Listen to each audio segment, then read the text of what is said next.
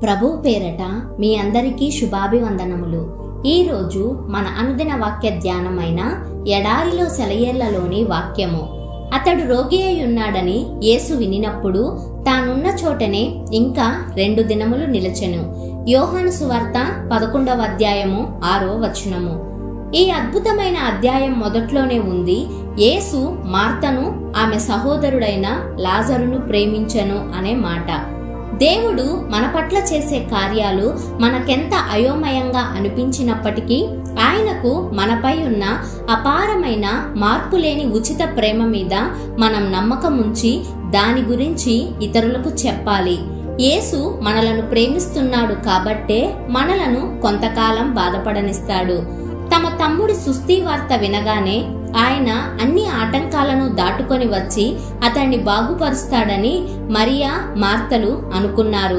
పైన వ్రాసి ఉన్న వాక్యాన్ని ఇంగ్లీష్ బైబుల్లో చదివితే వినినప్పుడు అనే మాటకు బదులుగా విన్నాడు కాబట్టి అని ఉంటుంది. కాబట్టి అనే మాట ఇక్కడ వాడడం ఎంత క్రొత్తగా ఉంది. అయితే వాళ్ళ మీద ప్రేమ లేకపోవడం వల్ల కాదు ఆయన ఆగిపోయింది, ప్రేమ ఉంది కాబట్టే. ఆయన ప్రేమే ఆయన్ను త్వరగా దుఃఖంలో ఉన్న ఇంటికి వెళ్లకుండా చేసింది. ఆయనలాగా శాశ్వతమైన అపారమైన ప్రేమ కాకుండా మామూలు ప్రేమ ఉన్నవాళ్లైతే క్షణాల మీద వాళ్ళ దగ్గరికి వెళ్లి వాళ్ళ దుఃఖాన్ని ఉపశమింపజేసి వాళ్ళ కన్నీళ్లు తుడిచి దుఃఖాన్ని నిట్టూర్పుల్ని ఎగరగొట్టేసేవారే. అయితే దుఃఖం అనే దేవదూత తన పనిని పూర్తి చేసేదాకా ఆ కరుణామయుణ్ణి ఆపి ఉంచగలిగింది దేవుని దివ్య ప్రేమే.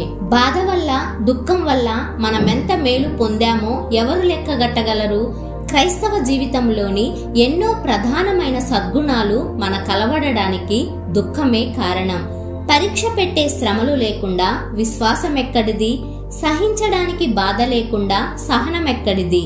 బాధాకరమైన అనుభవాలు లేకపోతే అనుభవం ఎక్కడిది? మార్గం తేలికే, మనతోనే ఉంటూ మనం ప్రేమను పొందిన వాళ్ళమంటూ తెలియజెప్తుండేవాడు మనల్ని ప్రేమించేవాడు. ఆకాశం మబ్బు కమ్మితే, బాధలు వేధించితే ఆయన్నే నమ్ముదాం, మనల్ని ప్రేమించినవాడు కదా. అన్నింటినీ తాకే కాలం ఆయన ప్రేమని మట్టుకు తాకలేదు. క్రీస్తు హృదయంలో నుండి ప్రేమ పారుతూనే ఉంటుంది.